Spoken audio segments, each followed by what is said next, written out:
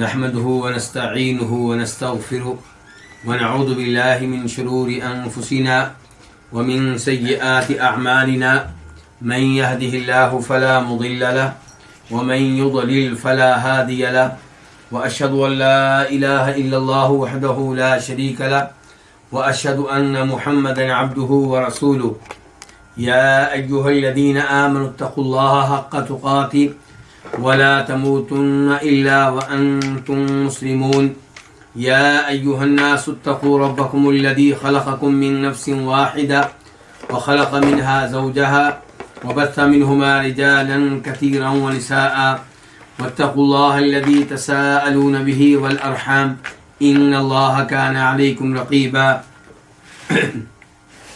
يا أيها الذين آمنوا اتقوا الله وقولوا قولا سديدا يصلح لكم أعمالكم ويغفر لكم ذنوبكم ومن يطع الله ورسوله فقد فاز فوزا عظيما أما بعد فإن خير الحديث كتاب الله وخير الهدي هدي محمد صلى الله عليه وسلم وشر الأمور محدثاتها وكل محدثة بدعة وكل بدعة ضلالة وكل ضلالة في النار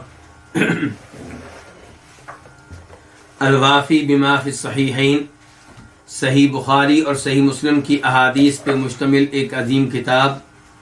اس کتاب میں کتاب کے مؤلف نے کوشش کی ہے کہ تکرار سے بچا جائے اور ایک حدیث ایک بار ہی ذکر کی جائے۔ یہی وجہ ہے کہ بخاری اور مسلم دونوں کی احادیث اس کتاب میں 2000 سے کم ہیں۔ کتاب کے مؤلف نے کتاب کو 10 مقاصد میں تقسیم کیا ہے۔ ان میں سے 8واں مقصد ہم پڑھ رہے ہیں، اور 8واں مقصد ان احادیث کے بارے میں ہے جن احادیث کے پڑھنے سے دل نرم ہوتا ہے اور جن احادیث کا تعلق اخلاق و آداب سے ہے۔ اور اس مقصد کے نیچے کئی کتب ہیں۔ ان میں سے دوسری کتاب ہم پڑھ رہے ہیں، کتاب الاخلاق والآداب، اور اس دوسری کتاب کے نیچے پھر کئی ایک فصلیں ہیں۔ ان میں سے چوتھی فصل ہم پڑھ رہے ہیں، آداب اللسانی و آفاتہ، کہ زبان کے آداب اور زبان کی آفتیں اور اس کی مشکلات، زبان کی وجہ سے انسان کو دنیا یا آخرت میں کون کون سی آفتوں کا سامنا کرنا پڑتا ہے۔ اور اس چوتھی فصل میں کئی ایک ابواب ہیں۔ ان ابواب میں سے 14واں باب آج ہم شروع کریں گے، لیکن اس سے پہلے تھوڑی سی گفتگو ہوگی حدیث نمبر 1553 کے بارے میں، 1553 میم، اور یہ وہ حدیث ہے جس کا گزشتہ درس کے آخر میں تذکرہ ہوا تھا، اور اس کا ترجمہ اور اس کی کچھ وضاحت میں نے آپ کے سامنے رکھی تھی۔ اس حدیث کے بارے میں کسی نے یہ سوال کیا ہے کہ نبی علیہ السلام ارشاد فرما رہے ہیں کہ اس اونٹنی کو جس پہ لعنت کی گئی ہے اسے چھوڑ دو، اور اس پہ جو سامان پڑا ہے وہ اٹھا لو۔ تو سوال یہ ہے کہ کیا لعنت کر لینے سے کوئی جانور حرام ہو جائے گا، اس کا استعمال بالکل ناجائز ہو جائے گا؟ تو گزارش یہ ہے کہ حدیث میں یہ ہے کہ نبی علیہ السلام نے ارشاد فرمایا کہ اس پہ جو سامان ہے اسے اٹھا لو اور اس کو چھوڑ دو۔ اور یہ حدیث مسلم شریف میں 2595 اس کا نمبر ہے۔ تو اگر ہم دیکھیں وہ حدیث جو اس کے بعد آئی ہے 2596، تو اس سے وضاحت ہو جائے گی اس مسئلے کی جس مسئلے کا تذکرہ اس حدیث میں موجود ہے۔ اس حدیث کو روایت کرنے والے ابو برزہ الاسلمی رضی اللہ تعالی عنہ ہیں۔ وہ کہتے ہیں کہ نبی علیہ السلام نے ارشاد فرمایا تھا، لا تصاحبنا ناقۃ علیہا لعنہ، کہ ایسی اونٹنی ہمارے ساتھ نہ رہے جس پہ لعنت ہو چکی ہے۔ تو نبی علیہ السلام نے صرف یہ کہنا چاہا ہے کہ ایسی اونٹنی ہمارے ساتھ سفر میں نہ رہے کہ جس کے اوپر لعنت ہو چکی ہے۔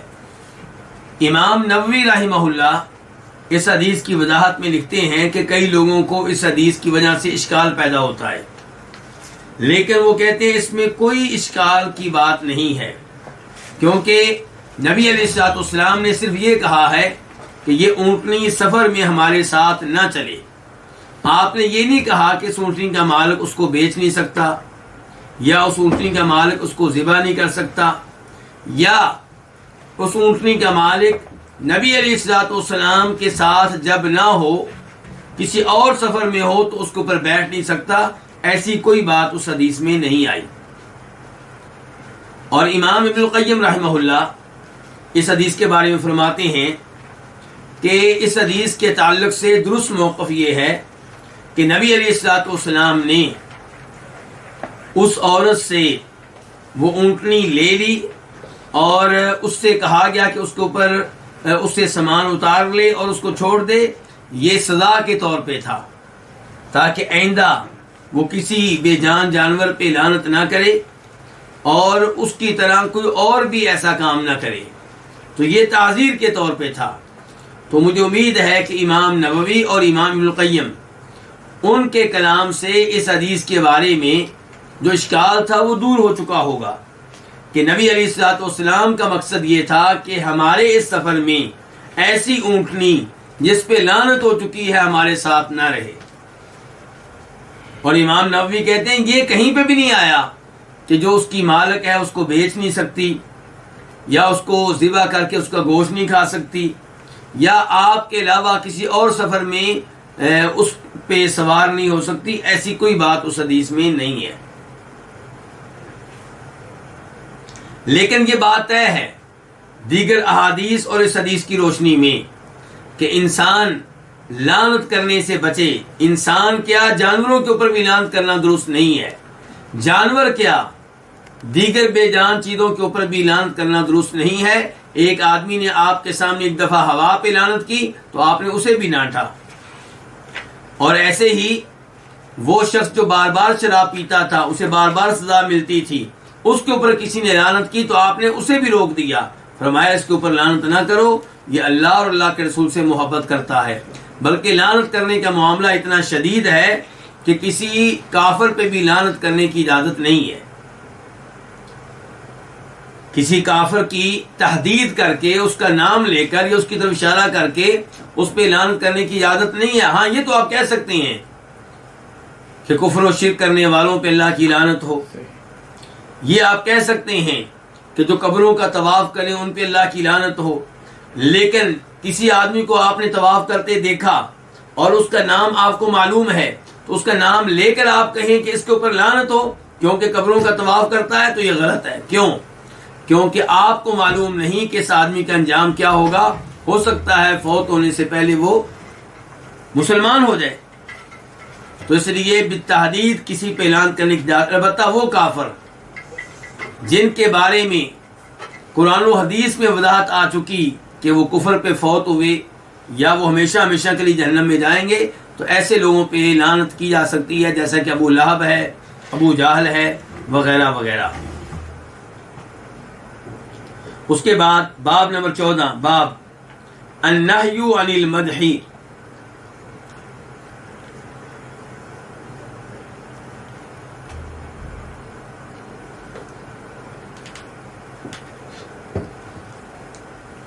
کسی کی تعریف کرنے کی ممانعت، یعنی کہ احادیث میں روکا گیا ہے اس بات سے کہ آپ کسی کے منہ پہ اس کی تعریف کریں.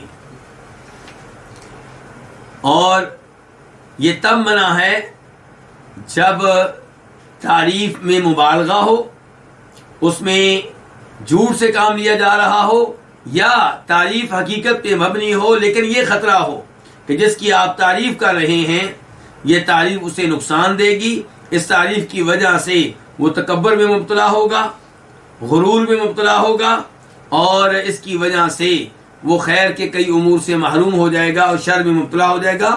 تو پھر ایسے آدمی کی تعریف کرنے سے منع کیا گیا ہے. حدیث نمبر 1554 قاف. اس حدیث کے بیان کرنے پہ اتفاق ہے کس کس کا؟ امام بخاری کا اور امام مسلم کا. عن ابی بکرہ، روایت ہے جناب ابو بکرہ سے. ابو بکرہ کا نام کیا ہے؟ نفیع بن حارث ثقفی رضی اللہ تعالی عنہ. قال، وہ کہتے ہیں اثنا رجل علی رجل عند النبی صلی اللہ علیہ وسلم، ایک آدمی نے کسی آدمی کی نبی علیہ الصلوۃ والسلام کے ہاں آپ کے پاس بیٹھ کر آپ کی موجودگی میں تعریف کی۔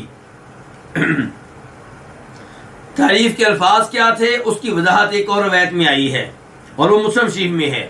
اس میں یہ آتا ہے کہ تعریف کے الفاظ یہ تھے کہ کہنے والے نے کہا کہ اللہ کے رسول علیہ الصلوۃ والسلام کے بعد فلاں فلاں معاملے میں اس آدمی سے افضل کوئی نہیں ہے۔ اللہ کے رسول علیہ السلام کے بعد یہ آدمی سب سے افضل ہے، ہر معاملے میں نہیں، فلاں فلاں معاملے میں، فلاں فلاں شعبے میں۔ فقال، تو آپ علیہ الصلوۃ والسلام نے کہا، کس سے؟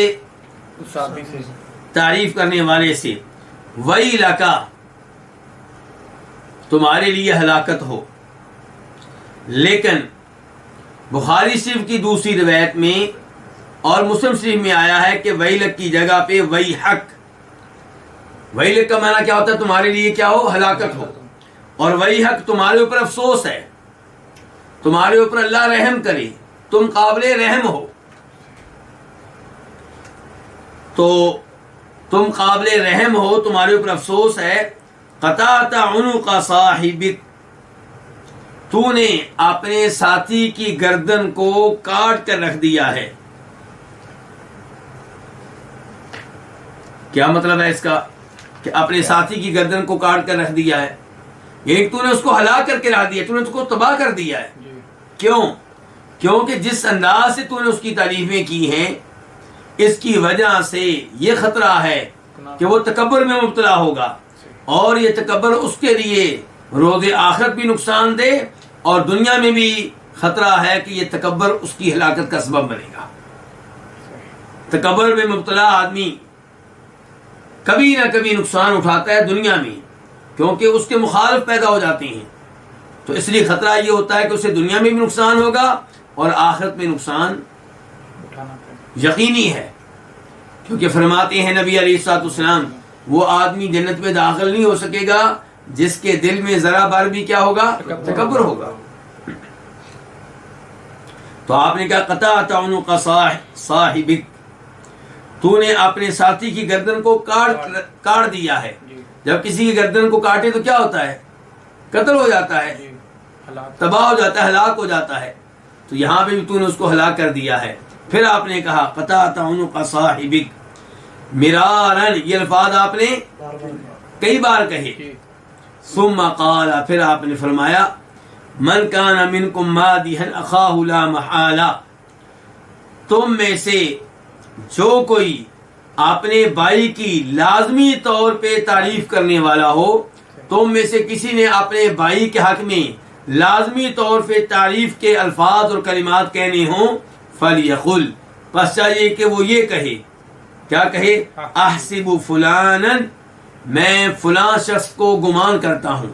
کیا گمان کرتا ہوں؟ ایسا ایسا گمان کرتا ہوں، یعنی کہ جو آپ اس کو سمجھتے ہیں وہ کہیں، لیکن ساتھ ہی کہیں واللہ حسیبہ، اور اللہ ہی اس کے لیے کافی ہے۔ کیا مطلب؟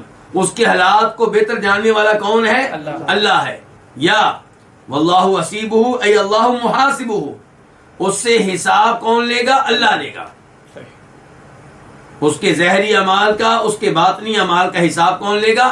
میرے دل میں کچھ نہیں ہے، میں نے اس کے ظاہر کو دیکھا، میں نے اس کو اچھا آدمی پایا، تو میں اس کے حق میں گواہی دیتا ہوں کہ وہ نیک آدمی ہے، وہ ٹھیک ہے، درست آدمی ہے۔ ولا ازکی علی اللہ احدا، لیکن اللہ کے ہاں میں کسی کو بھی پاک قرار نہیں دوں گا۔ یعنی کہ میں آپ سے کہہ رہا ہوں کیونکہ آپ پوچھ رہے تھے کہ آدمی کیسا ہے، آپ سے کہہ رہا ہوں کیونکہ وہ آدمی آپ کے ہاں ملازم بھرتی ہونا چاہتا ہے، وہ آپ کے پاس ملازمت کرنا چاہتا ہے، اور آپ نے کہا جناب کہ تمہارے بارے میں کوئی بتائے کہ تم کیسے ہو، تو اس لیے میں آپ لوگوں کے ہاں بتا رہا ہوں کہ بظاہر یہ آدمی اچھا ہے، لیکن اللہ کے ہاں میری جرت نہیں ہے کہ میں اللہ سے کہوں کہ میں گواہی دیتا ہوں کہ آدمی اچھا ہے۔ تو احسب فلانا، میں فلاں آدمی کو ایسا ایسا گمان کرتا ہوں، واللہ حسیبہ، اور اللہ ہی اس سے حساب لینے والا ہے۔ ولا ازکی علی اللہ احدا، اور میں کسی کو اللہ تعالیٰ کے ہاں پاک قرار نہیں دوں گا. کس سے؟ پاک عیوب سے، گناہوں سے. احسبہ کذا و کذا، میں اس کو اس طرح گمان کرتا ہوں. ان کان یعلم ذلک منہ، یہ صفائی بھی تب دے اگر وہ یہ اس کی طرف سے جانتا ہے. یہ کہ جو چند الفاظ آپ نے اس کے حق میں کہنے ہیں یہ بھی آپ تب کہیں گے اگر آپ جانتے ہیں کہ واقعی اس کے ایسے اوصاف ہیں، واقعی اس کا یہی اخلاق ہے، واقعی وہ اس معیار پہ پورا اترتا ہے جو معیار آپ بتا رہے ہیں.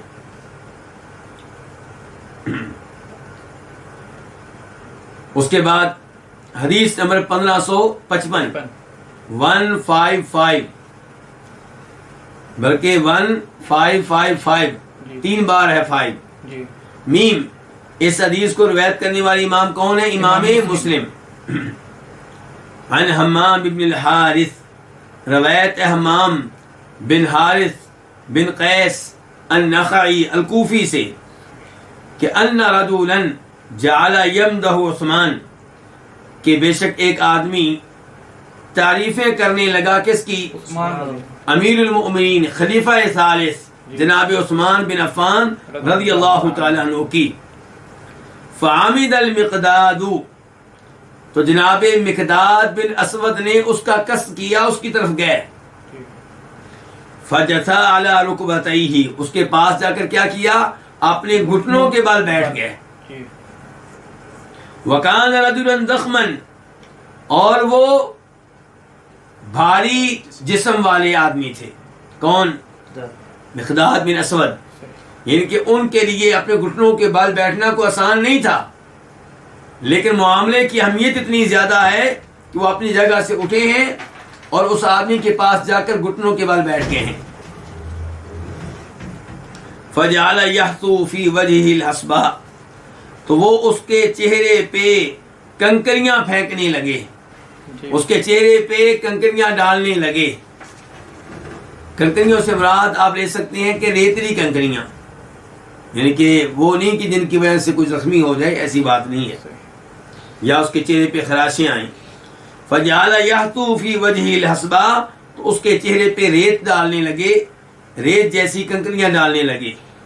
فقال له عثمان، تو ان سے عثمان نے کہا، کن سے؟ جو تعریف مقداد سے، مقداد بن اسود سے کہا. اور مقداد بن اسود آپ جانتے ہیں بہت بڑے صحابی ہیں، یہ وہی صحابی ہیں جو بدر کی لڑائی میں بھی شریک ہوئے تھے، اور یہ وہی صحابی ہیں جنہوں نے نبی علیہ الصلوۃ والسلام کو بہت خوش کیا تھا. کب؟ جب نبی علیہ الصلوۃ والسلام صحابہ کرام کو بدر لے کر گئے تھے، کیا کہہ کر کہ مکہ والوں کا تجارتی قافلہ گزر رہا ہے، ہم نے اسے پکڑنا ہے. اب جو صحابہ کرام گئے وہ اس شوق میں گئے تھے کہ جائیں گے تو زیادہ مشکلات کا سامنا نہیں کرنا پڑے گا، کیونکہ وہ لڑنے والے لوگ نہیں، تجارتی قافلہ ہے.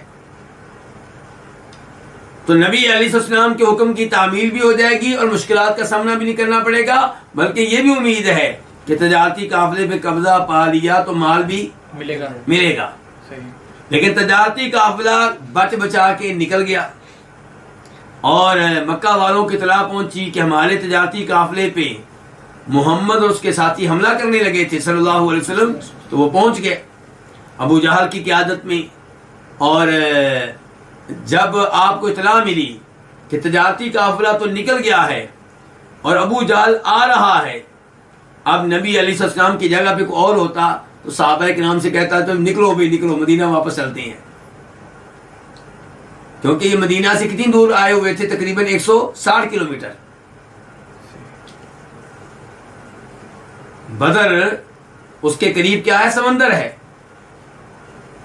تو ابو سفیان نے گزرنا تھا بدر کے قریب سے، لیکن جب اسے پتا چلا، اسے بھی پتا چل گیا تھا کہ محمد جو ہے اور اس کے ساتھی جو ہمارا پیچھا کر رہے ہیں صلی اللہ علیہ وسلم، ہمیں پکڑنا چاہ رہے ہیں، تو اس نے سمندر کے قریب سے وہ گزرا، ساحل سمندر کا راستہ اختیار کیا. اس نے وہ بچ بچا کے نکل گیا. ابو جہل اب آ رہا ہے تو آپ کو اطلاع ملی کہ وہ لوگ آ رہے ہیں، تو کوئی اور ہوتا تو کیا کہتا؟ نکلو مدینہ میں جا کے اپنے گھروں میں چھپ جاؤ، وہاں پہ اگر آئے تو دیکھا جائے گا.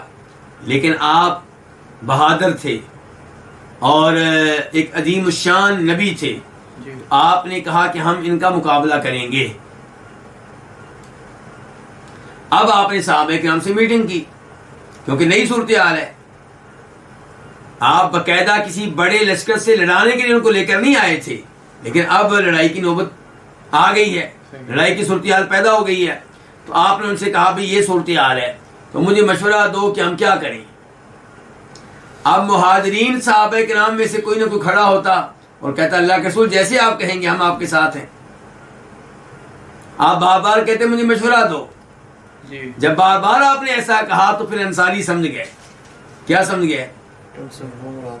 کہ نبی علیہ السلام ہم سے کچھ سننا چاہتے ہیں. جی اور ان سے کیوں آپ سننا چاہتے تھے؟ کیونکہ آپ کا مدینہ والوں سے معاہدہ کیا ہوا تھا؟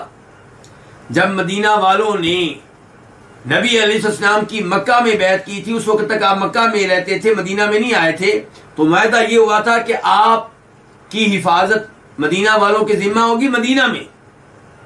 یہ نہیں تھا کہ باہر جا کے اوروں سے لڑیں گے، یہ معاہدہ نہیں ہوا تھا. صحیح. تو اس صورتحال میں آپ بار بار کہہ رہے تھے کہ بتاؤ بھی کیا کرنا چاہیے. تو پھر مقداد بن اسود وغیرہ یہ سمجھ گئے تو یہ کھڑے ہو گئے تھے. انہوں نے کہا تھا اللہ کے رسول علیہ الصلوۃ والسلام جو آپ حکم دیں گے وہی ہوگا. اگر آپ ہمیں حکم دیں گے کہ ہم سمندر میں چھلانگیں لگائیں لگا دیں گے. دشمن کا تعاقب کرنے کے لیے سمندر میں چھلانگیں لگانے کا آپ حکم دیں گے تو ہم لگا دیں گے. اور ہم آپ سے وہ نہیں کہیں گے جو بنی اسرائیل نے موسیٰ علیہ السلام سے کہا تھا کہ آپ جانیں اور آپ کا رب جانیں، ہم تو یہاں بیٹھے ہوئے ہیں. نہیں، ہم یہ کہیں گے کہ آپ ہمیں لڑائیں. ہم لڑیں گے آپ کی دائیں طرف کھڑے ہو کے، بائیں طرف، آپ کے سامنے، آپ کے پیچھے، جیسے آپ کہیں گے. تو صحابی کہتے ہیں کہ جب مقداد بن اسود نے الفاظ کہے تو آپ کا چہرہ چمکنے لگا. اور راوی کہتے ہیں کہ میں یہ خواہش کرتا ہوں کہ کاش وہ اعزاز مجھے ملا ہوتا. جب ہم نے دیکھا کہ مقداد کے الفاظ سے اللہ کے رسول کتنے خوش ہوئے ہیں، تو یہ ہے وہ مقداد. تو یہ مقداد ان کے سینئر صحابی کہنا نہیں چاہتا ہوں. تو اب یہ اس آدمی کے چہرے پہ کیا ڈال رہے ہیں؟ ریت ڈال رہے ہیں. تو عثمان نے کہا ماشاء اللہ، تمہیں کیا ہوا ہے بھائی، یہ کیا کر رہے ہو، کیا تمہارا معاملہ ہے؟ فقال، تو مقداد نے کہا رضی اللہ تعالیٰ نے، ان رسول اللہ صلی اللہ علیہ وسلم قال، کہ بے شک رسول اللہ صلی اللہ علیہ وسلم نے فرمایا تھا اذا رأیتم المداحین فاحثوا فی وجوہہم التراب، جب تم دیکھو کن کو؟ تعریفیں کرنے والوں کو. فاحثوا تو ڈالو، فی وجوہہم التراب، ان کے چہروں پہ مٹی ڈال دو. یعنی کہ کیا کرو؟ ان کی حوصلہ شکنی کرو تاکہ آئندہ کوئی ایسی حرکت نہ کرے، تاکہ یہ عادت ختم کی جائے کہ ایسے ہی لوگوں کے تعلیم میں مبالغہ کرنا یا ان کی جھوٹی تعریفیں کرنا یا سچی تعریفیں کر کے انہیں ہلاکت میں واقع کر دینا، تکبر میں واقع کر دینا. تو اس لیے ایسے لوگوں کی حوصلہ افزائی نہیں ہونی چاہیے، بلکہ کیا ہونی چاہیے؟ حوصلہ شکنی ہونی چاہیے. تو اس لیے مقداد رضی اللہ عنہ نے اس حدیث پہ عمل کیا. اس سے یہ بھی پتا چلا کہ صحابہ کرام جب نبی علیہ السلام کی حدیث آتی تھی تو کسی ملامت کرنے والے کی ملامت کی پرواہ نہیں کرتے تھے. انہوں نے مٹی ڈال دی ہے، یہ نہیں کہا کہ لوگ کیا کہیں گے، وہ کیا کہے گا جس کے چہرے پہ مٹی ڈالی جا رہی ہے. جیسی حدیث سنی تھی اس پہ کیا کیا ہے؟ عمل کیا ہے. اور کئی لوگ اس حدیث کی تعویلیں کرتے ہیں، نہیں جی اس سے مراد یہ ہے، اس سے مراد یہ ہے. اس واقعے سے ہمیں یہ بھی پتا چلا کہ صحابہ کرام نصوص کو ان کے ظاہر پہ محمول کیا کرتے تھے، وہ تعویل کے چکروں میں نہیں پڑتے تھے. جو حدیث کا ظاہری معنی ہوتا اسی کو لیا کرتے تھے.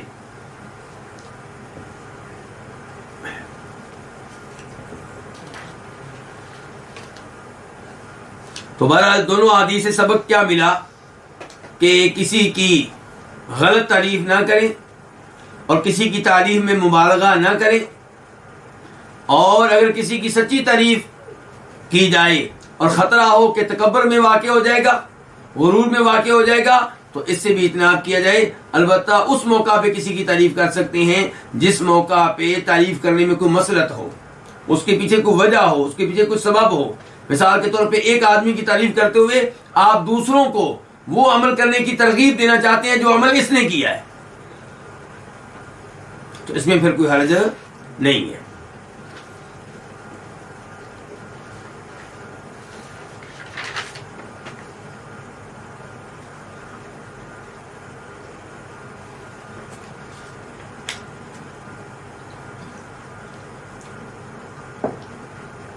باب نمبر 15، باب الثناء علی الصالح بشرا لہ، نیک آدمی کی تعریف کرنا، نیک آدمی کی تعریف، نیک آدمی کی ستائش، یہ اس کے لیے خوشخبری ہے۔ اگر کسی اچھے آدمی کی تعریف ہوتی ہے تو یہ تعریف اس کے لیے کیا ہے؟ خوشخبری ہے۔ حدیث نمبر 1556 1556 میم، اس حدیث کو روایت کرنے والے امام کون سے؟ امام مسلم۔ عن ابی ذر، روایت جناب ابو ذر غفاری رضی اللہ تعالیٰ عنہ سے، جن کے نام کیا؟ جندب بن جنادہ۔ قال، وہ کہتے ہیں، قیل، کہا گیا، لرسول اللہ صلی اللہ علیہ وسلم، رسول اللہ صلی اللہ علیہ وسلم سے، ارأیت الرجل، آپ بتائیں اس آدمی کے بارے میں، یعمل العمل من الخیر، جو خیر پہ مبنی کام کرتا ہے، جو خیر والے کام کرتا ہے، جو اچھے کام کرتا ہے، وَيَحْمَدُهُ النَّاسُ عَلَيْهِ، اور لوگ اس پہ اس کی تعریفیں کرتے ہیں۔ تو یعنی کہ کیا اس آدمی کا مواخذہ ہوگا؟ کیا اس سے بات پرس ہوگی؟ قال، تو آپ علیہ الصلوۃ والسلام نے ارشاد فرمایا، تلک عاجل بشر المؤمن، یہ مومن کو جلدی مل جانے والی خوشخبری ہے۔ تو اس حدیث سے پھر کیا پتا چلا کہ اگر ایک آدمی نیک عمل کرتا ہے اللہ کو راضی کرنے کے لیے، لوگوں سے شباش لینے کے لیے نہیں، لوگوں سے انعام لینے کے لیے نہیں، لوگوں سے تمغہ لینے کے لیے نہیں، خراج تحسین وصول کرنے کے لیے نہیں، اور اس کے باوجود لوگ اس کی تعریف کر دیتے ہیں، تو کیا وہ پریشان ہو؟ نہیں۔ اگر وہ تکبر میں واقع نہیں ہوتا، غرور میں واقع نہیں ہوتا، تو پھر اس کو پریشان نہیں ہونا چاہیے، بلکہ یوں سمجھے کہ اللہ نے جو اس کو خوشخبری دینی تھی آخرت میں، جب اس کا نامہ اعمال اس کو دائیں ہاتھ میں ملے گا وغیرہ وغیرہ، وہ خوشخبری جو ہے اس میں سے کچھ حصہ دنیا میں ملنا شروع ہو گیا۔ تو تلک عاجل بشر المؤمن، یہ مومن کو جلدی مل جانے والی خوشخبری ہے۔ اور اس کی وضاحت کرتے ہوئے امام نووی رحمہ اللہ فرماتے ہیں کہ چونکہ یہ خیر کے کام کر رہا ہے تو یہ اللہ کا محبوب بندہ بن چکا ہے، اللہ کا محبوب بندہ بن چکا ہے۔ اور دوسری حدیث میں وضاحت آتی ہے کہ جب اللہ تعالیٰ کسی سے محبت کرتے ہیں تو اللہ تعالیٰ جبریل علیہ السلام کو بتاتے ہیں کہ میں اس سے محبت کرتا ہوں، تم بھی اس سے محبت کرو۔ جبریل علیہ السلام آسمان والوں میں اعلان کر دیتے ہیں، تو آسمان والے سبھی اس آدمی سے محبت کرتے ہیں۔ ثم یوضع له القبول فی الارض، پھر اس کی مقبولیت، اس کی محبت زمین والوں کے دلوں میں ڈال دی جاتی ہے، تو پھر سارے اچھے لوگ اس سے محبت کرتے ہیں، بد لوگ تو نہیں کریں گے، اچھے لوگ۔ تو اس کا مطلب یہ ہے کہ یہ حدیث جو ہے اس حدیث کے موضوع کو بیان کر رہی ہے کہ چونکہ اس نے خیر کے کام اتنے کیے ہیں کہ اللہ کا مقرب بندہ بن چکا، اللہ کا محبوب بندہ بن چکا، اب اللہ نے زمین والوں کے دلوں میں اس کی محبت ڈال دی ہے، تو وہ پاس ہو چکا ہے۔ وہ تو لوگوں کی لوگ جو اس کی تعریفیں کرتے ہیں، یہ کیا چیز ہے؟ یہ وہ خوشخبری ہے جو مومن کو ملنے والی ہے، لیکن اس کو دنیا میں جلدی مل گئی خوشخبری۔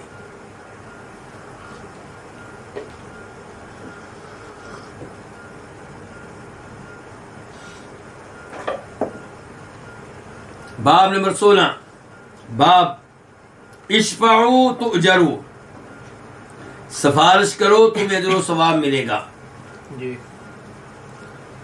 حدیث نمبر 1557 1557 قاف، اس حدیث کے بیان کرنے پہ اتفاق ہے کس کس کا؟ امام بخاری کا اور امام مسلم کا۔ عن ابی موسیٰ روایت جناب ابو موسیٰ اشعری رضی اللہ عنہ سے، جن کا نام کیا تھا؟ عبداللہ بن قیس۔ قال، وہ کہتے ہیں کان رسول اللہ صلی اللہ علیہ وسلم اذا جاءه السائل او طلبت الیہ حاجہ، کہ نبی علیہ الصلوۃ والسلام کے پاس جب کوئی سوال کرنے والا آتا، کوئی مانگنے والا آتا، او طلبت الیہ حاجۃ، یا آپ سے کسی بھی حاجت کا مطالبہ کیا جاتا، آپ سے کوئی بھی حاجت طلب کی جاتی، تو آپ فرماتے اشفعوا، سفارش کرو، تو اجروا، تمہیں اجر و ثواب ملے گا۔ یعنی کہ تم سفارش کرو، تمہیں اجر و ثواب ملے گا، چاہے میں تمہاری سفارش مانوں یا نہ مانوں، تمہیں سفارش کرنے کا ثواب مل جائے گا۔ من یشفع شفاعۃ حسنۃ یکن لہ نصیب منہا، اللہ تعالیٰ فرماتے ہیں قرآن حکیم میں سورہ نساء میں کہ جو اچھی شفاعت کرے گا تو اس شفاعت میں سے ایک حصہ اسے بھی ملے گا، اسے بھی ثواب ملے گا۔ لیکن اگر بری شفاعت کی جائے گی، غلط شفاعت کی جائے گی، تو پھر گناہ میں بھی آپ شریک ہوں گے۔ تو اچھی شفاعت کی جائے، چاہے مانی جائے یا نہ مانی جائے، یہ تو اشفعوا، تم شفاعت کرو، تو اجروا، تمہیں اجر و ثواب ملے گا۔ وَيَقْضِي اللَّهُ عَلَى لِسَانِ نَبِيِّهِ مَا شَاءَ، اور اللہ تعالیٰ اپنے نبی کی زبان پہ وہ جاری کرے گا جو اللہ چاہے گا۔ یعنی کہ آپ لوگ جو شفاعت کرنا چاہتے ہیں کیجئے، باقی میں کیا فیصلہ کروں گا، میں وہی کروں گا جو اللہ تعالیٰ چاہتے ہیں۔ دیکھیے نبی علیہ الصلوۃ والسلام میں اور لوگوں میں کتنا بڑا فرق ہے۔ لوگوں کے ہاں شفاعت کی جائے تو وہ مان لیتے ہیں اور کئی دفعہ ریجیکٹ بھی کر دیتے ہیں، لیکن کسی سے یہ نہیں کہتے آپ شفاعت کیا کرو، شفاعت لے آؤ۔ ہاں رشوت لینی ہو پھر کہہ دیں گے، لیکن ایسے ہی کسی سے کہا جائے بھائی، اور بلکہ ایک آدمی سے نہیں کہا جا رہا، چلیں آج یہ تو ہو سکتا ہے کوئی افسر کسی ایک خاص آدمی سے کہہ دے یار آپ کا میرے اوپر بڑا حق ہے، آپ نے میرے ساتھ بڑی نیکیاں کی ہیں، آپ نے مجھے پڑھایا ہے، آپ کی وجہ سے میں افسر بھرتی ہوا ہوں، تو آپ جو شفاعت کریں گے میں مان لوں گا۔ لیکن عام پبلک سے کہا جائے بھائی شفاعت کرو، تمہیں اجر و ثواب ملے گا، یہ نبی علیہ السلام کا ہی کام ہے۔ تو آپ فرماتے ہیں وَيَقْضِي اللَّهُ، اور اللہ تعالیٰ فیصلہ کرے گا اپنے نبی کی زبان پہ ما شاء، جو اللہ چاہے گا۔ اس کے ساتھ ہی اس فصل کا اختتام ہوا۔ اب ہم بڑھتے ہیں 5ویں فصل کی طرف، الفصل الخامس، اور وہ کیا؟ آداب السلام، سلام کہنے کے آداب۔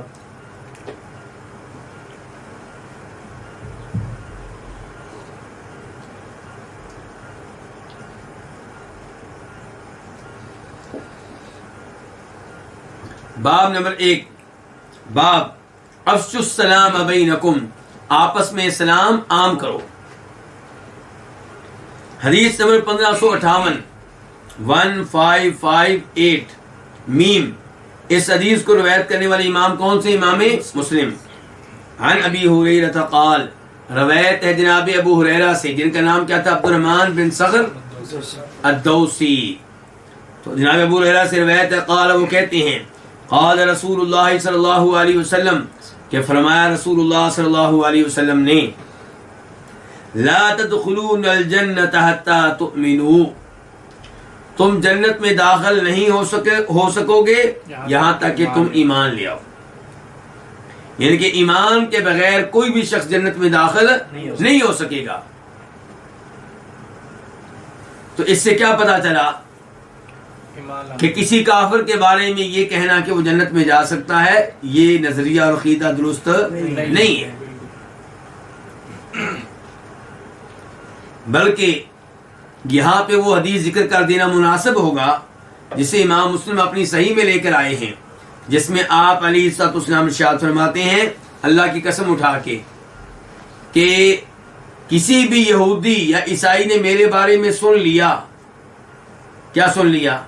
کہ میں بطور نبی آ چکا ہوں، میں یہ رسالت کا دعویٰ کر رکھا ہے، تو کسی یہودی نے میرے بارے میں سن لیا اور پھر مجھ پہ ایمان لائے بغیر فوت ہو گیا، تو وہ کہاں جائے گا؟ جہنم میں جائے گا، حالانکہ اس کا ایمان ہے پرانے انبیاء کرام پہ، اس کا ہو سکتا ہے ایمان ہو اللہ پہ، درست ایمان ہو، لیکن اس کے باوجود آپ کہہ رہے ہیں کہ وہ جنت میں جا نہیں سکے گا کیونکہ آپ پہ ایمان نہ لانا یہ کیا کفر ہے؟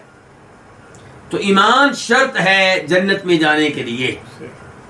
وَلَا تُؤْمِنُوا حَتَّى تَحَابُوا، آپ فرماتے ہیں کہ تم مومن نہیں بن سکتے جب تک کہ تم ایک دوسرے سے محبت نہ کرو. اس کا مطلب ہے ایک دوسرے سے محبت نہ ہو تو انسان مومن ہی نہیں ہے. تو یہاں پہ مراد کیا ہے؟ ایمان کامل. وَلَا تُؤْمِنُوا کہ تم کامل ایمان والے نہیں بن سکو گے حَتَّى تَحَابُوا، یہاں تک کہ تم ایک دوسرے سے محبت کرنے لگو. اس کا مطلب یہ ہے کہ ہر مومن کو دوسرے مومن سے کیا ہونی چاہیے؟ محبت ہونی چاہیے. کس کی وجہ سے؟ ایمان کی وجہ سے. اور یہ محبت ہے جو روز قیامت کام آئے گی. دین کی محبت، ایمان کی محبت، قرآن کی محبت، توحید کی محبت. تو فرمایا وَلَا تُؤْمِنُوا حَتَّى تَحَابُوا، اور تم مومن نہیں بن سکتے، کامل ایمان والے نہیں ہو سکتے یہاں تک کہ تم ایک دوسرے سے محبت کرنے لگ جاؤ. أَوَلَا أَدُلُّكُمْ عَلَى شَيْءٍ إِذَا فَعَلْتُمُوهُ تَحَابَبْتُمْ، کیا میں تمہیں ایسی چیز نہ بتاؤں جسے تم اختیار کرو گے تو تحاببتم، تم ایک دوسرے سے محبت کرنے لگ جاؤ گے.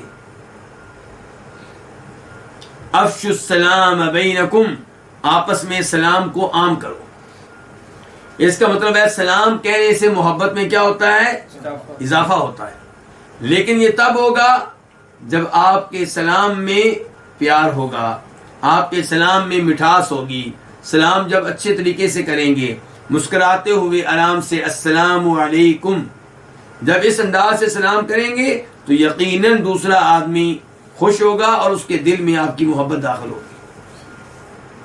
لیکن بسا اوقات ہم سلام بھی کسی ایسے طریقے سے کرتے ہیں جس کی وجہ سے سلام سننے والا خوش نہیں ہوتا بلکہ اسے غصہ آ رہا ہوتا ہے کہ یہ سلام کرنے کا کون سا طریقہ ہے. اس لیے السلام علیکم کے الفاظ پیار و محبت سے ادا کریں، یہ سوچ کر کہ میں اس کو دعا دے رہا ہوں. اور دعا کس سے ہوتی ہے؟ اللہ رب العزت سے. تو اللہ رب العزت کو ذہن میں رکھتے ہوئے پیار و محبت سے خوبصورت انداز سے سلام کہا جائے. تو اس حدیث سے پتہ چلا کہ سلام کو عام کرنا چاہیے.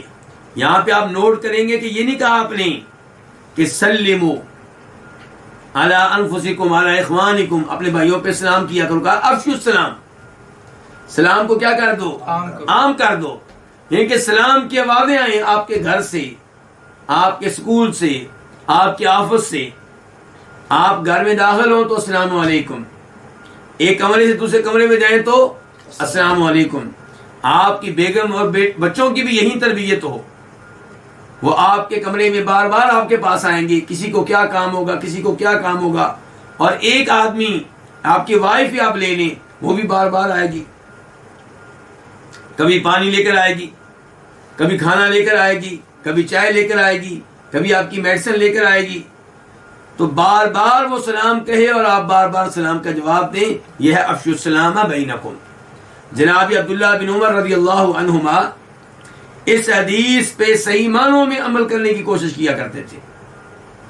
چنانچہ اپنے غلام کے ساتھ جا رہے ہوتے، بیچ میں کیا جاتا؟ درخت. تو اب درخت کی وجہ سے ایک ادھر ہو گیا ایک ادھر ہو گیا. اب جب درخت کے بعد دوبارہ آپس میں قریب ہوتے تو کیا کہتے؟ ایک دوسرے کو سلام کہتے.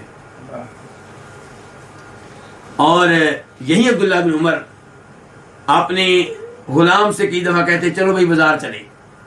غلام کہتا حضرت آپ نے بازار میں نہ کچھ لینا نہ دینا تو کیوں جا رہے ہیں بازار میں؟ کہا بھائی بازار میں اتنے لوگ ہیں، سلام کہنے کا موقع ملے گا، یعنی کہ نیکیاں کمانے کا موقع ملے گا.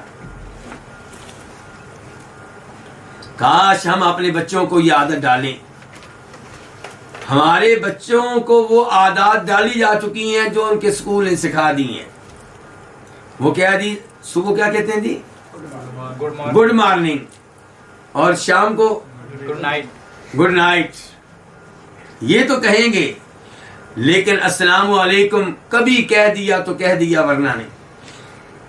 اس لیے خود بھی اپنی عادت بنائیں، اپنی بیگم بچوں کو بھی عادت ڈالیں اور بچوں کو یہ کہہ دینا کافی نہیں ہے کہ بیٹا سلام کہا کرو، یہ کہہ دینا کافی نہیں ہے، عادت ڈالیں، جس کا مطلب یہ ہے کہ بچہ آپ کے پاس کمرے میں آیا، اس نے سلام نہیں کہا، کہا بیٹا واپس جاؤ، دوبارہ داخل ہو اور سلام کہو۔ جب اس انداز سے آپ عادت ڈالیں گے تو انشاءاللہ عادت ان کی عادت بن جائے گی۔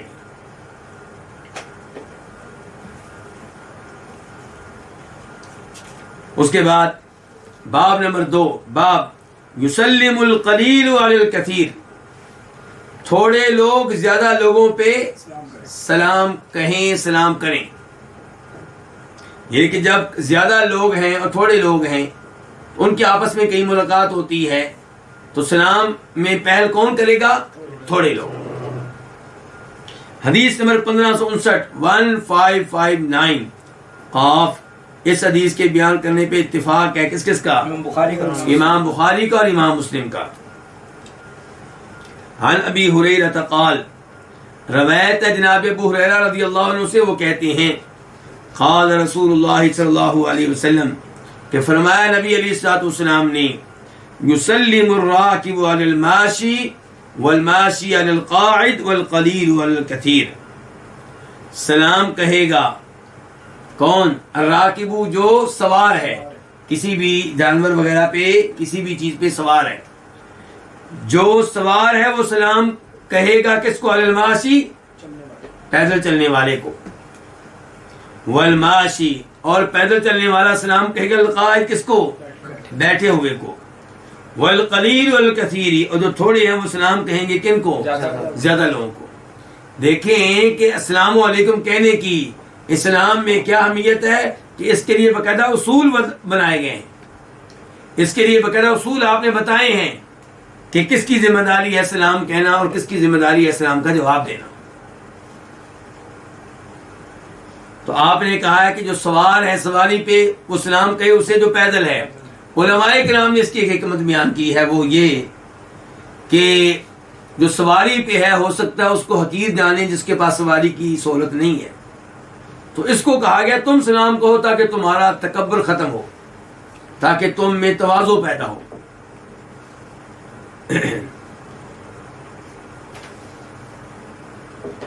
یہاں پہ لفظ کیا ہے شروع میں؟ یسلمو، سلام کہے گا۔ واضح طور پہ آرڈر نہیں دیا گیا کہ سلام کہے، کیا کہا گیا؟ سلام کہے گا۔ تو علماء کرام کہتے ہیں یہ لفظ اگرچہ خبر کا ہے، معنی امر کا ہے، معنی یہی ہے کہ سلام کہے، اور اس کی تائید اس روایت سے ہوتی ہے جسے امام احمد اپنے مسند میں لے کر آئے ہیں، اور وہاں پہ لفظ آیا ہے لی یسلم، کیا مطلب؟ چاہیے کہ سلام کہے، یعنی کہ وہاں پہ وضاحت آ گئی ہے کہ اس کا مطلب خبر دینا نہیں ہے بلکہ آرڈر دینا ہے۔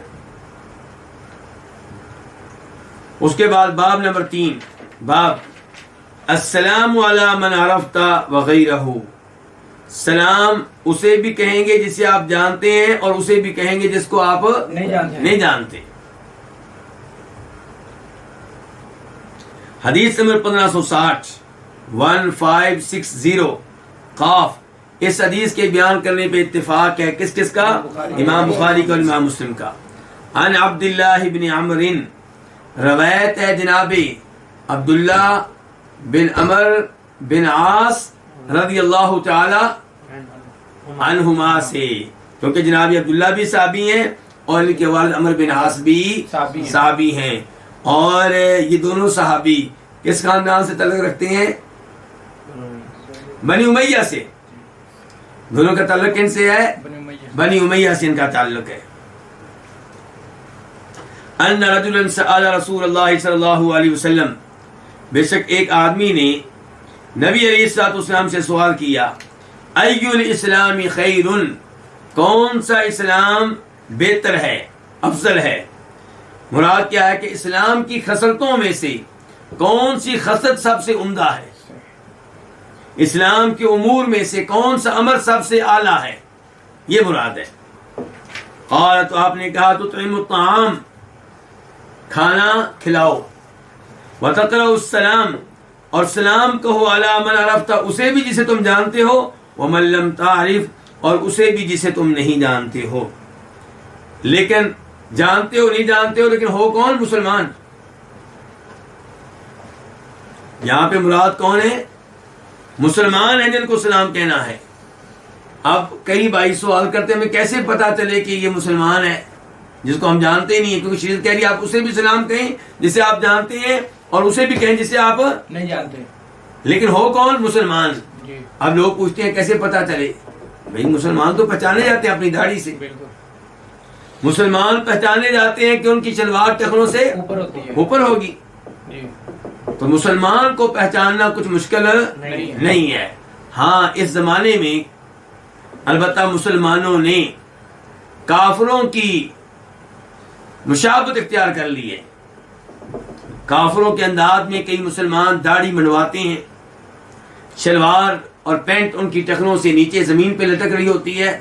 تو اس وجہ سے شاید لوگوں کو یہ پہچاننے میں مشکل پیش آتی ہے کہ یہ مسلمان ہے یا نہیں. اب جو اسلامی ممالک ہیں وہاں پہ تو آپ آسانی سے پہچان لیں گے کہ مسلمان ہیں، لیکن مثال کے طور پہ یورپی ممالک ہیں کئی، آپ انگلینڈ کو لے لیں، وہاں ایک بڑی تعداد مسلمانوں کی رہتی ہے. آپ دبئی کو لے لیں، دبئی میں بہت سارے غیر مسلم بھی رہتے ہیں. تو وہاں کیسے پتا چلے گا کہ یہ مسلمان ہے یا نہیں؟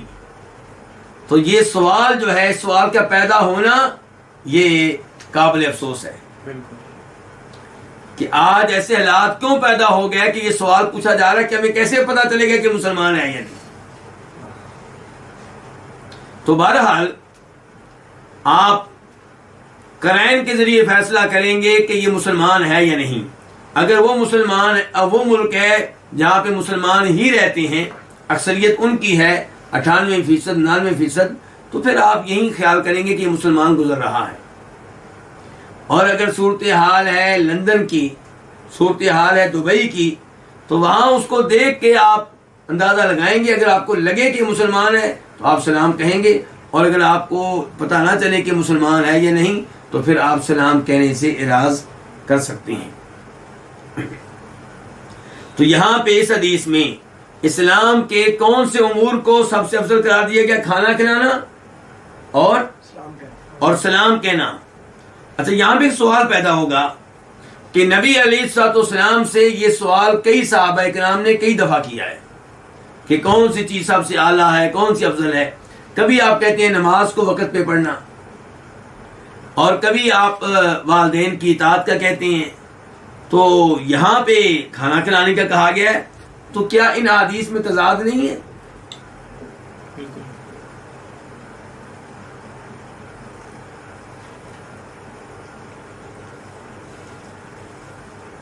موقع مناسبت.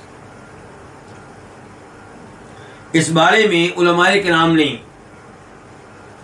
تمام احادیث پہ غور کرنے کے بعد یہ بات لکھی ہے کہ نبی علیہ الصلوۃ والسلام دیکھا کرتے تھے کہ سوال کرنے والا کیسا ہے، اس کو کس جواب کی زیادہ ضرورت ہے، اس میں کون سی کمی پائی جا رہی ہے، کون سا عمل اس میں زیادہ ہونا چاہیے.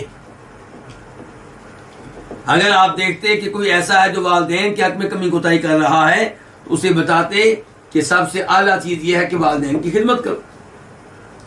اگر آپ دیکھتے کہ کوئی ایسا ہے جسے نماز کی اہمیت کا وہ خیال نہیں ہے جو ہونا چاہیے، تو وہاں پہ آپ بتاتے کہ سب سے اعلیٰ کام اور افضل کام کیا، نماز کو وقت پہ پڑھنا. اور اگر آپ دیکھتے کوئی ایسا شخص ہے کہ جس سے یہ مطالبہ کرنا چاہیے کہ کھانا کھلائے، اس کی قوم میں بھوکے لوگ ہیں، ان کے علاقے میں بھوکے لوگ ہیں، تو پھر وہاں پہ آپ یہ بتاتے کہ کھانا کھلانا جو ہے یہ افضل ترین چیز ہے.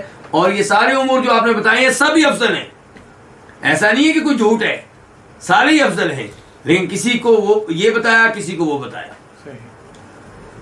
اور آج بھی دنیا میں میرے سے اور آپ سے سوال کیا جائے تو میری اور آپ کی یہی صورتحال ہوگی جواب دیتے ہوئے.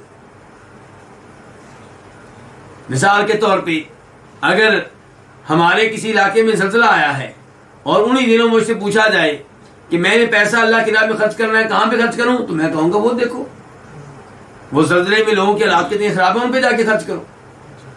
اور اگر مجھے پتا ہو کہ سوال کرنے والا ایسا ہے جس کے اپنے رشتے دار بھوکے مار رہے ہیں اور اس کی عادت ہے دوسروں کو کھلاتا ہے، رشتہ داروں کو پوچھتا نہیں ہے، تو اس سے کہا جائے گا بھی افضل یہ ہے کہ اپنے رشتہ داروں پہ خرچ کرو۔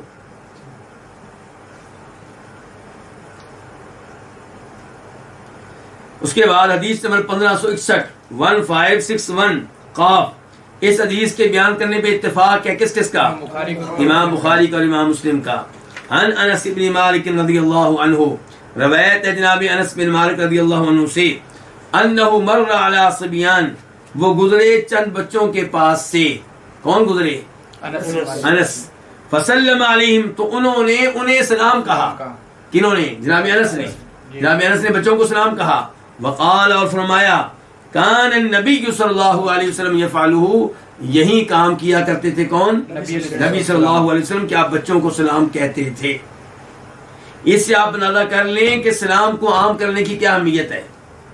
بچوں کو بھی سلام کہنا ہے، اور دیکھیے کہ نبی علیہ السلام سے بڑا انسانوں میں سے کون ہوگا؟ آپ بچوں کو بھی سلام کہتے ہیں، بچوں کو بھی اہمیت دیتے ہیں، تو مجھے اور آپ کو چاہیے کہ ہم بھی بچوں کو سلام کہیں اور بچوں کو اہمیت دیں، انہیں مسجد میں لے کر آیا کریں اور مسجد میں ان کی حوصلہ افزائی کریں۔ ایسا نہ کریں کہ مسجد میں ہم ان کی حوصلہ شکنی کریں۔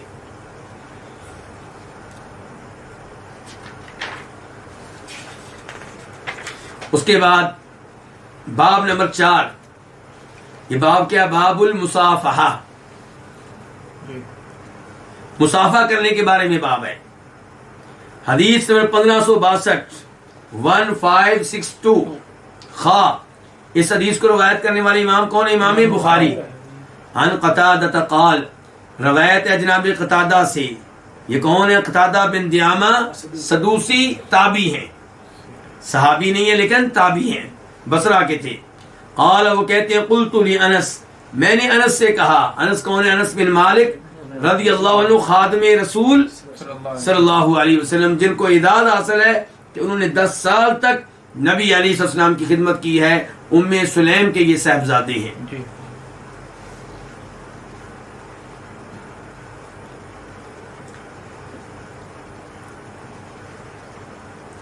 تو قتادہ کہتے ہیں میں نے انس سے کہا، اکانت المصافحۃ فی اصحاب النبی صلی اللہ علیہ وسلم، کیا نبی علیہ السلام کے صحابہ کرام میں مصافحہ تھا؟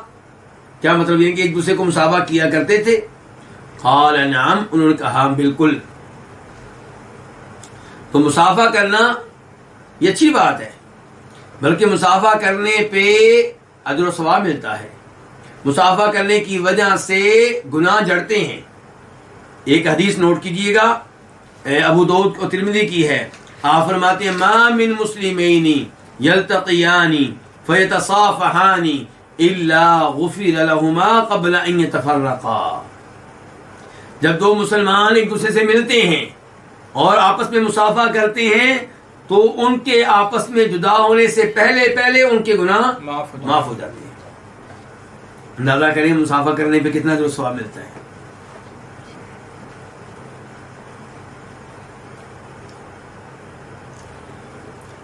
امام نووی فرماتے ہیں کہ جب آپس میں ملاقات ہو اس موقع پہ مصافحہ کرنا سنت ہے، اور اس مسئلے پہ علماء کرام کا اتفاق ہے۔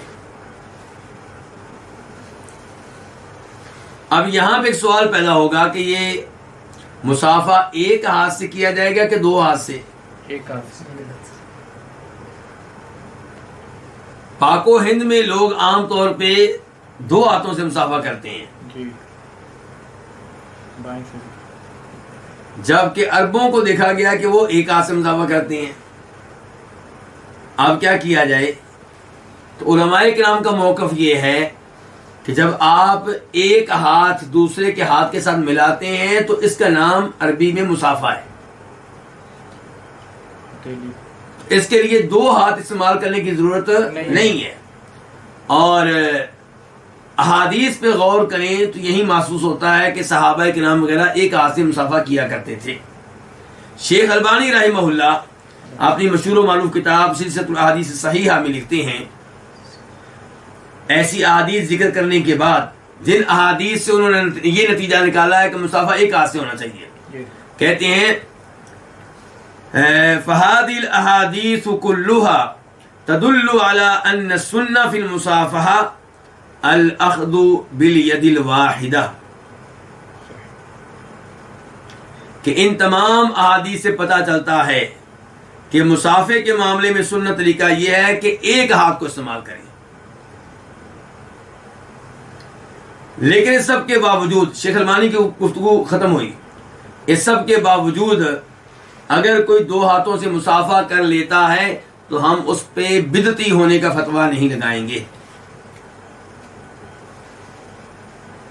بلکہ امام بخاری رحمہ اللہ اپنی صحیح میں لے کر آئے ہیں کہ حماد بن زید نے، کون ہیں؟ بہت بڑے محدث ہیں، انہوں نے عبداللہ بن مبارک سے مسافہ کیا، دونوں ہاتھوں سے کیا. تو اگر کبھی کوئی دو ہاتھ استعمال کر لیتا ہے تو امید ہے کہ اس میں کوئی حرج نہیں ہوگا، لیکن معمول کس کو بنائیں؟ ایک ہاتھ. سنت طریقہ کیا ہے کہ آپ ایک ہاتھ سے مسافہ کریں.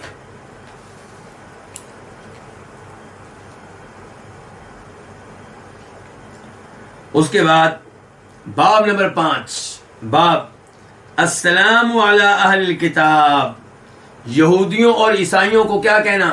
سلام کہنا. اہل کتاب کا مطلب ہوتا ہے کتاب والے. تو جب لفظ بولا جاتا ہے اہل کتاب تو ان سے مراد کون ہوتے ہیں؟ یہودی اور عیسائی، کیونکہ ان کو کتابیں ملی تھیں، آسمانی کتابیں، اللہ کی طرف سے نازل کردہ کتابیں، تورات و انجیل. حدیث نمبر 1563 1563 قاف. اس حدیث کے بیان کرنے پہ اتفاق ہے کس کس کا؟ امام بخاری کا، امام مسلم کا. عن عبداللہ بن عمر رضی اللہ عنہما، روایت ہے جناب عبداللہ بن عمر رضی اللہ عنہما سے، ان رسول اللہ صلی اللہ علیہ وسلم قال، کہ بے شک رسول اللہ صلی اللہ علیہ وسلم نے فرمایا، اذا سلم علیکم الیہود فانما یقول احدهم السلام علیک فقل وعلیک. عبداللہ بن عمر سے روایت ہے رضی اللہ عنہما کہ بے شک رسول اللہ صلی اللہ علیہ وسلم نے فرمایا، جب تمہیں یہودی سلام کہیں فإنما يقول أحدهم، تو سوائے اس کے نہیں ان میں سے ایک کہتا ہے السلام علیکم، تم پہ موت ہو. السلام یعنی کہ لام نہیں بولتے، السلام نہیں بولتے، کیا بولتے ہیں؟ السلام علیکم. تو اس کا مطلب کیا ہوتا ہے؟ موت، یعنی کہ تجھ پہ موت آئے. فرمایا فقل، اس لیے تم آگے سے کیا جواب دو؟ علیکا، کیا مطلب؟ تم پہ بھی ہو، یعنی کہ جو میرے لیے تو نے دعا کی ہے وہی دعا میری طرف سے تمہارے لیے ہے، وعلیکا، اور تمہارے اوپر بھی. اس حدیث سے ایک تو یہ پتا چلا کہ یہودی عام طور پہ مسلمانوں سے بغض و عداوت رکھتے ہیں اور وہ مسلمانوں کے لیے سلامتی کی دعا کرنے کے لیے تیار نہیں ہے. وہ کیا کہتے ہیں؟ السلام علیکم. اور ایسا انہوں نے ہمارے نبی کے ساتھ بھی کیا ہے صلی اللہ علیہ وسلم. چنانچہ وہ مشہور و معروف حدیث آپ سب نے سنی ہوگی کہ یہودی نبی علیہ السلام کے پاس آئے تو انہوں نے یہی الفاظ کہے، تو ام المومنین عائشہ سمجھ گئیں تو وہ ناراض ہوئیں اور یہودیوں کو برا بھلا کہا. تو نبی علیہ السلام نے اس موقع پہ ام المومنین عائشہ سے کہا تھا کہ عائشہ،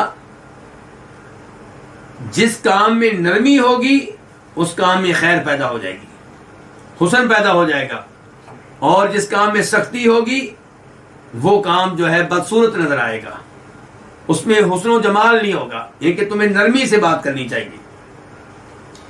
تو ام المومنین عائشہ نے کہا کہ اللہ کے رسول، آپ نے سنا نہیں انہوں نے کیا کہا آپ سے؟ انہوں نے تو آپ کو بددعا دی ہے کہ آپ پہ موت ہو. تو آپ نے کہا عائشہ تو نے یہ نہیں سنا کہ میں نے آگے سے کیا کہا ہے؟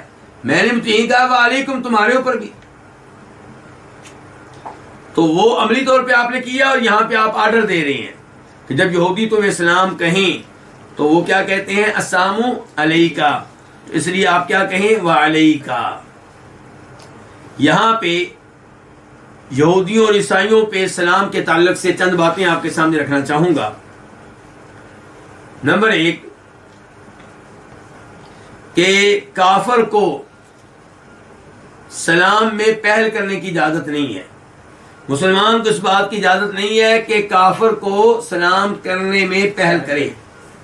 ہاں، آپ کا واسطہ پڑھ دے تو آپ کوئی بھی بات کر سکتے ہیں. مثال کے طور پہ آپ کیسے ہیں جی، خیریت سے ہیں جی، یہ الگ معاملہ ہے، لیکن السلام علیکم کہیں اور اس میں پہل آپ کریں تو یہ جائز نہیں ہے۔ مسلم شریف کی حدیث ہے لا تبدأ اليہود ولا النصارى بالسلام، یہودیوں اور عیسائیوں کو سلام کہنے میں پہل نہ کرو۔ دوسرے نمبر پہ جب ان میں سے کوئی السلام علیکم کہے کہ تمہیں موت آئے، تم پہ موت آئے، یا السلام علیکم کہے لیکن الفاظ واضح نہ ہو، آپ کو شک پڑ جائے کس نے کیا کہا ہے، تو اس موقع پہ آپ کیا کہیں گے؟ وعلیکم، وعلیکم السلام نہیں کہیں گے، کیا کہیں گے؟ وعلیکم۔ اور یہاں پہ میں تھوڑی سی گزارش اور بھی کرنا چاہوں گا، جو مسلمان آج کل ایک دوسرے کو سلام کہتے ہیں، خصوصاً یہ اسکول کالج کے بچے اور ان کے کلچر سے متاثر لوگ، تو آپ غور کریں وہ کیسے سلام کہہ رہے ہوتے ہیں، وہ تقریباً یہی الفاظ کہہ رہے ہوتے ہیں۔ کون سے؟ یہودیوں والے۔ ان کا ارادہ نہیں ہوتا بدعا دینے کا، لیکن نخرے کے انداز میں السلام علیکم السلام علیکم اس انداز سے بات کریں گے تو وہ بھی وہی الفاظ کہہ رہے ہوں گے جو یہودی کہتے ہیں، تو آپ کو دعا دینے کی بجائے کیا دے رہے ہوں گے؟ بدعا۔ حالانکہ آپ آرام سے کہیں السلام علیکم، تاکہ جس کو آپ سلام کہہ رہے ہیں اس کو بھی فائدہ ہو، اس کو دعا جائے اور آپ کے حق میں بھی عبادت لکھی جائے، 10 نیکیاں لکھی جائیں۔ لیکن افسوس سے کہنا پڑتا ہے کہ ایسا نہیں ہو رہا۔ تو بہرحال یہودیوں اور عیسائیوں کو سلام کہنے میں پہل کرنے کی اجازت نہیں ہے۔ وہ سلام کہیں تو کیا کہنا ہے؟ وعلیکم۔ لیکن یہاں پہ ایک سوال اٹھتا ہے، وہ یہ کہ اگر وہ واضح طور پہ السلام علیکم کہہ رہے ہوں تو پھر کیا کریں گے آپ؟ کون؟ یہودی اور عیسائی۔ تو اس مسئلے کو اٹھایا ہے امام ابن القیم رحمہ اللہ نے، چنانچہ وہ کہتے ہیں کہ جب وہ واضح طور پہ سلام کہیں تو پھر ان کے سلام کا جواب دینا ہے یا نہیں دینا، اس بارے میں علماء کرام میں اختلاف ہے۔ کہتے ہیں جمہور کا موقف یہ ہے کہ انہیں سلام کا جواب دینا ہم پہ واجب ہے۔ ابن القیم کہتے ہیں اور یہی قول درست ہے، یہی قول کیا ہے؟ درست ہے اور ٹھیک ہے۔ اور پھر فرماتے ہیں کہ کچھ لوگ کہتے ہیں کہ نہیں جی، ہم نے انہیں سلام کا جواب نہیں دینا، جیسے ہم بدعتیوں کے سلام کا جواب نہیں دیتے۔ بدعتی حالانکہ بظاہر مسلمان ہے لیکن ہم اس کے سلام کا جواب نہیں دیتے، تو یہ تو یہودی اور عیسائی ہیں۔ تو ابن القیم رحمہ اللہ کہتے ہیں کہ درست بات یہی ہے کہ سلام کا جواب دیا جائے گا جبکہ وہ سلام واضح طور پہ کہہ رہے ہوں۔ اور یہودیوں اور عیسائیوں میں اور بدعتیوں میں بڑا فرق ہے۔ کیا فرق ہے؟ کہ بدعتیوں کے سلام کا جواب ہم اس لیے نہیں دیں گے تاکہ ان کا بائیکاٹ ہو، ان کو سزا ملے، ان کو احساس ہو کہ ہم غلط کام کر رہے ہیں، اور تاکہ باقی لوگ ان سے خبردار رہیں۔ جب ایک عالم دین کسی بدعتی کے سلام کا جواب نہیں دے گا تو لوگ سمجھائیں گے کہ یہ بڑا خطرناک یہ لوگ ہیں کہ ہمارے فلاں عالم دین نے ان کے سلام کا جواب بھی نہیں دیا، تو پھر لوگ ان سے بچ کر رہیں گے، ان کے فتنے سے محفوظ ہو جائیں گے۔ تو بہرحال ابن القیم رحمہ اللہ کہتے ہیں درست بات یہی ہے کہ جب یہ لوگ واضح طور پہ سلام کہیں تو پھر ان کے سلام کا جواب دیا جائے گا۔ اگر انہوں نے السلام علیکم کہا ہے تو آپ بھی کہیں وعلیکم السلام، اور اگر انہوں نے کہا السلام علیکم ورحمۃ اللہ تو آپ بھی کہیں وعلیکم السلام ورحمۃ اللہ۔ اور اللہ تعالیٰ کے اس فرمان پہ عمل کریں کہ وَإِذَا حُيِّيتُم بِتَحِيَّةٍ فَحَيُّوا بِأَحْسَنَ مِنْهَا۔ اس کے بعد الفصل السادس، چھٹی فصل، اس میں کیا دی؟ ما جاء فی الشعر والالفاظ واللہو۔ یہ فصل جو ہے اس میں کیا ہے کہ جو کچھ آیا ہے شعر کے بارے میں، شعر کے بارے میں شریعت میں کیا آیا، حدیث میں کیا آیا، شعر پڑھنے چاہیے کہ نہیں پڑھنے چاہیے، تو جو کچھ آیا ہے شعر کے بارے میں، والالفاظ اور مختلف الفاظ کے بارے میں، واللہو اور تماشے وغیرہ کے بارے میں۔ باب نمبر 1، باب ما جاء فی الشعر، باب کیا ہے؟ جو آیا ہے شعر کے بارے میں۔ حدیث نمبر 1564، 1564 قاف اس حدیث کے بیان کرنے پہ اتفاق ہے کس کس کا؟ بخاری کا اور امام بخاری کا، امام مسلم کا۔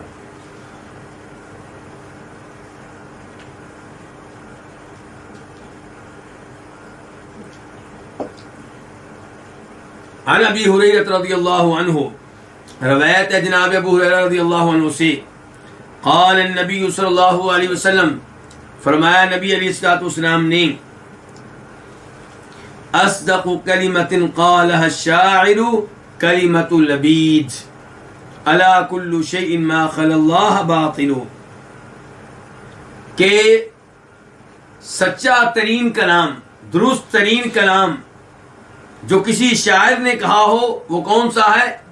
وہ لبید کا کلام ہے۔ سچا ترین کلام جو کہا ہو کسی شاعر نے تو وہ کلام کون سا ہے؟ لبید کا کلام۔ وہ کیا جی، وہ کیا کہتا ہے لبید؟ کہتا ہے الا کل شیء ما خلا اللہ باطل، خبردار اللہ کے علاوہ ہر چیز باطل ہونے والی ہے، فنا ہونے والی ہے، ختم ہونے والی ہے۔ تو بقا کس کے لیے ہے؟ ایک اللہ کے لیے۔ یہ الفاظ کس نے کہے ہیں؟ شاعر لبید نے، لبید بن ربیعہ العامری الصحابی، یہ صحابی ہیں۔ تو لبید کے یہ جو الفاظ ہیں یہ بہترین الفاظ ہیں اور اسلام کی آئین مطابق ہیں، ان کی ستائش کر رہے ہیں نبی علیہ الصلوۃ والسلام۔ تو اس سے پتہ چلا کہ اچھے شعر پھر پڑھے جا سکتے ہیں، اچھے شعر کہے جا سکتے ہیں، بلکہ کہنے چاہیے جو توحید کے اوپر مشتمل ہوں۔ اس کے بعد آپ فرماتے ہیں وَقَادَ امیہ بن ابی الصلت ان یسلم، اور امیہ بن ابی الصلت قریب تھا کہ وہ مسلمان ہو جائے۔ امیہ بن ابی الصلت کون ہے؟ یہ زمانے جاہلیت کا شاعر ہے۔ زمانہ جاہلیت کس کو کہتے ہیں؟ زمانہ کفر کو۔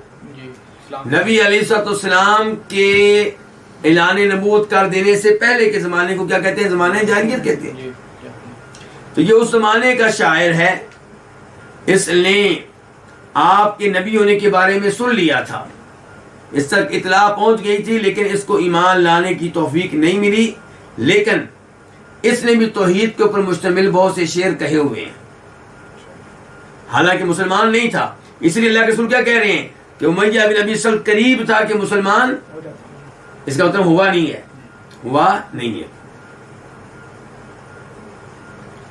اس کے بعد حدیث نمبر 1565 1565 قاف، اس حدیث کے بیان کرنے پہ اتفاق ہے کس کس کا؟ بخاری کو امام بخاری کا اور امام مسلم کا۔ عن ابی ہریرہ رضی اللہ عنہ قال قال رسول اللہ صلی اللہ علیہ وسلم لَأَن يَمْتَلِيَ جَوْفُ رَجُلٍ قَيْحًا يَرِيهِ خَيْرٌ مِّنْ أَن يَمْتَلِيَ شِعْرًا، کہ تم میں سے کسی آدمی کے پیٹ کا پیپ سے بھر جانا، ان یمتلیہ بھر جانا، جوف پیٹ کو کہتے ہیں، کئی ہیں کس کو کہتے ہیں؟ پیپ کو۔ تم میں سے کسی آدمی کے پیٹ کا پیپ سے بھر جانا، یری ہی ایسی پیپ جو اس کے پیٹ کو خراب کر دے۔ تو یہ جو ہے خیرن، یہ بہتر ہے، من ان یمتلی شعرن، کہ اس کا پیٹ بھر جائے کس سے؟ شعروں سے۔ تو پہلی حدیث میں آپ لبید شاعر کے شعر کی تعریف کر رہے ہیں، اور اس حدیث میں آپ کہہ رہے ہیں کہ شعروں سے بہتر ہے کہ انسان کا پیٹ پیپ سے بھرا ہوا ہو، چاہے وہ پیپ اس کے پیٹ کو خراب کر دے، لیکن شعر کہنا اس کے لیے مناسب نہیں ہے۔ دونوں حدیثوں میں تطبیق کیسے ہوگی؟ دونوں حدیثوں میں بظاہر جو ٹکراؤ نظر آ رہا ہے وہ کیسے ختم ہوگا؟ تو جواب یہ ہے کہ دوسری حدیث سے مراد وہ شعر ہیں شرک جو خلاف شریعت ہوں، شرک پہ مبنی ہوں، یا عشق معشوقی پہ مشتمل ہوں۔ تو اس قسم کے جو شعر ہیں ان کے بارے میں کہا جا رہا ہے کہ ان سے دور رہنا چاہیے۔ البتہ جو اچھے شعر ہیں ان میں کوئی حرج نہیں ہے۔ اللہ تعالیٰ قرآن حکیم میں فرماتے ہیں وَالشُّعَرَاءُ يَتَّبِعُهُمُ الْغَاوُونَ أَلَمْ تَرَ أَنَّهُمْ فِي كُلِّ وَادٍ يَهِيمُونَ، کہ شعراء جو ہیں وہ کیا ہیں، اکثر ان کے پیروکار گمراہ قسم کے لوگ ہوتے ہیں. شعراء کے پیچھے چلنے والے کون ہوتے ہیں؟ گمراہ قسم کے لوگ ہوتے ہیں. اور یہ شاعر جو ہوتے ہیں پاگلوں کے انداز میں ہر وادی میں گھوم رہے ہوتے ہیں. تو یہاں پہ بھی شعراء کی مذمت کی گئی، ان کو اچھا نہیں قرار دیا گیا، لیکن اللہ نے کہا الا الذین آمنوا وعملوا الصالحات، سوائے ان کے جو ایمان لے آئے اور جو نیک اعمال بجا لائے. تو یہاں پہ بھی یہی صورتحال ہے، اچھے شعر ہوں اور کہنے والا جو ہو وہ اچھے شعر کہہ رہا ہو تو شعر بھی اس کے قابل تعریف ہیں، وہ خود بھی قابل تعریف ہے.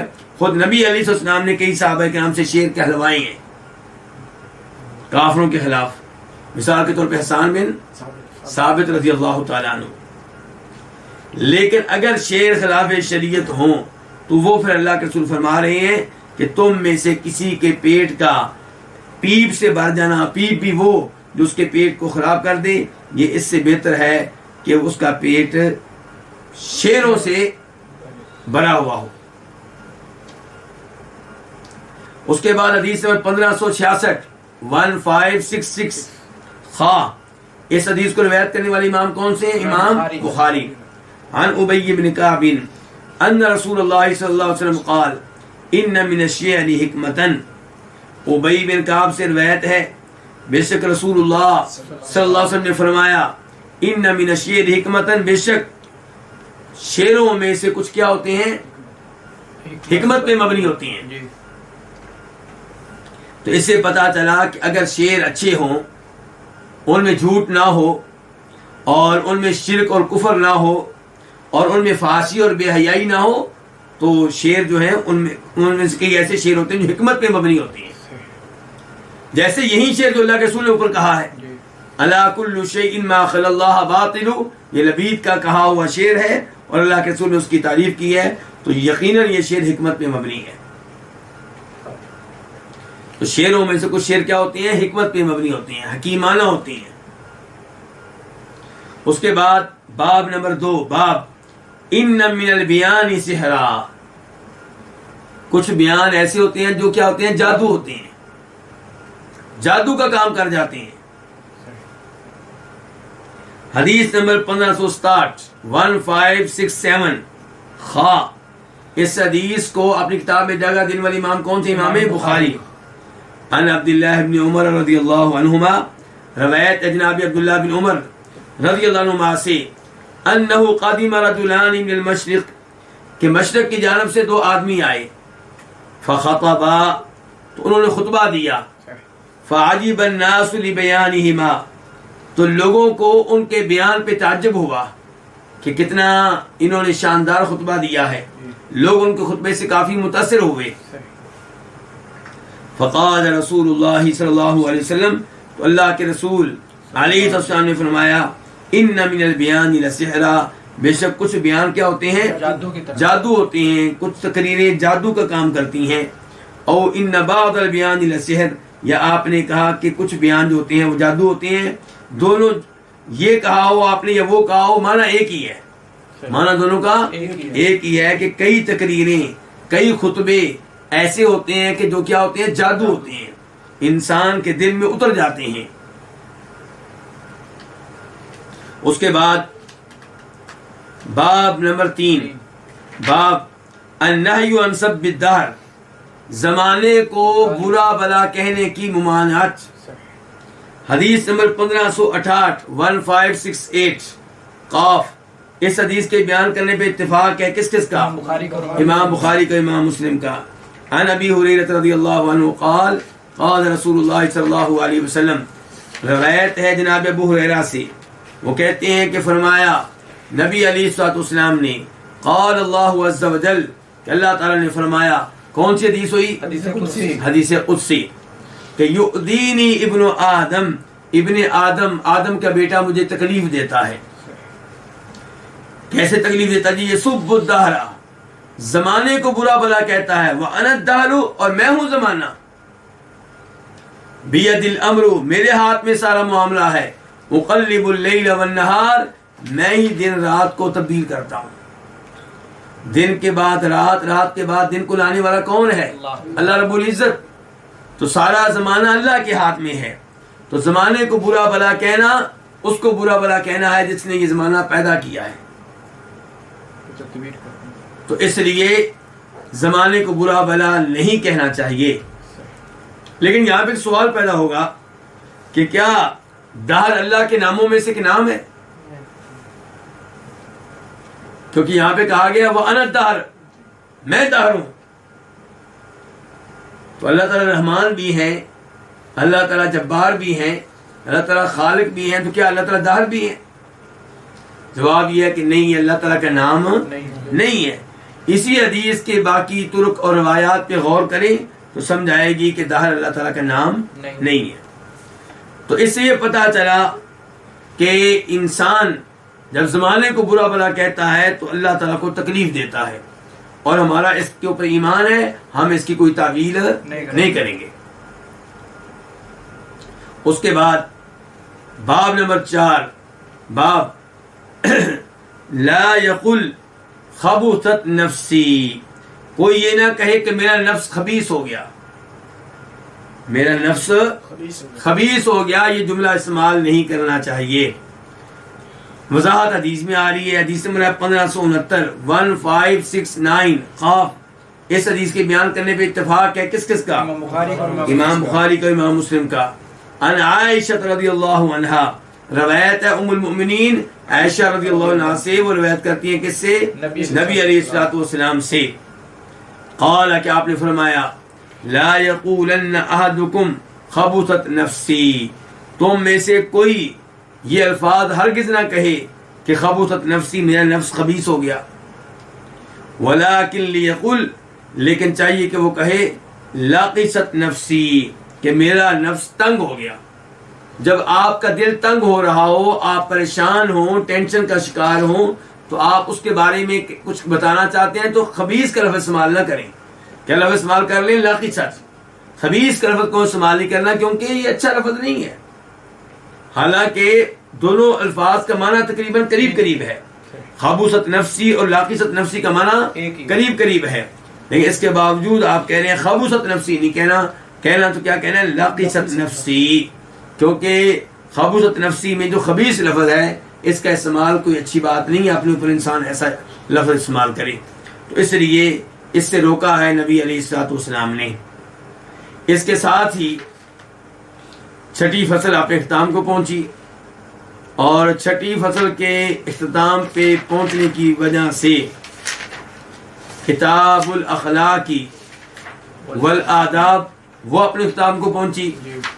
اور جب وہ اپنے اختتام کو پہنچی تو اس کے ساتھ ہی 8واں مقصد بھی اپنے اختتام کو پہنچا. اور اب انشاءاللہ آئندہ درس میں 9ویں مقصد سے آغاز کریں گے، اور وہ تاریخ کے بارے میں ہے، سیرت کے بارے میں ہے، اور مناقب ان کے فضائل وغیرہ کے بارے میں ہے. اس کے ساتھ ہی آپ سے اجازت چاہتا ہوں. اللہ رب العزت ہمیں صحیح معنوں میں یہ حدیث سمجھنے کی توفیق عنایت فرمائے. وآخر دعوانا الحمدللہ رب العالمین.